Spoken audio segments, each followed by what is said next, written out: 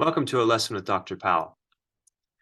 Let's talk about chunking up a set or a domain. If we chunk up a set, that's the same thing as making a fiberbox diagram, really, partitioning it up. So if we have, for instance, what if we have the XY plane? Every single point in this plane exists on a horizontal line. So what if we think of this plane as being the union of a lot of lines? Infinite number of lines everywhere. So each line is distinct from every other line, distinct line, and so it's kind of like a chunking. So quite literally, if we could label each one of these lines, in fact, why don't we just label it by its y value? So for instance, if this y value right here is k, let's label this line with a k. Okay, and just in general, but specifically, if this were like 5, then it would be 5. So if we can label each one of the lines with a number, with specifically its y value.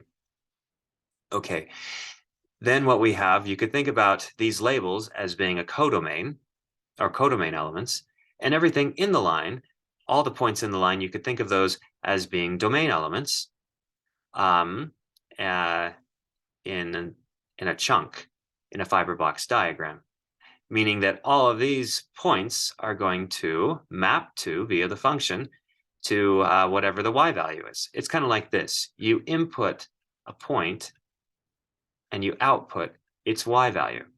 And we got that simply just by chunking up the domain. In fact, all surjective functions can be thought of this way. You just take the domain set and you just chunk it up however you wish, and you have a surjective function, as long as you have distinct labels for each chunk. Here's another example. What if we look at the plane and we look at lines that come down like this, such that we have like x plus y is equal to k, where we let k vary. What we're going to get all diagonal lines of slope -1 coming up and down right here.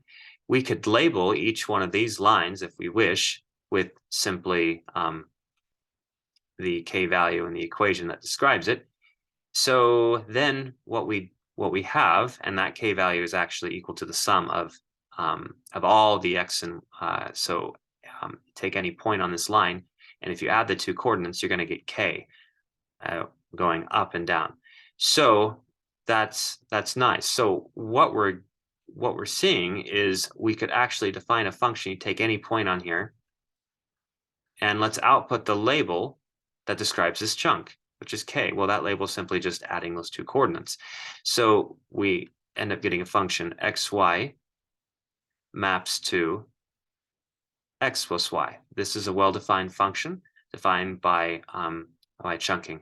Now, if we want to know, we know what the domain is. The domain is the plane, and we could represent the plane this way, R2, which just means ordered pairs, where x comma y, where each one of these is a real number.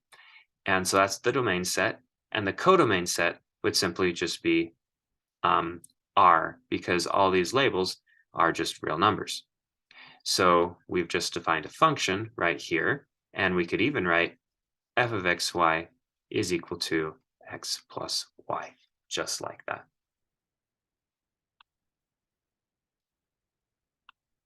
Thanks for watching.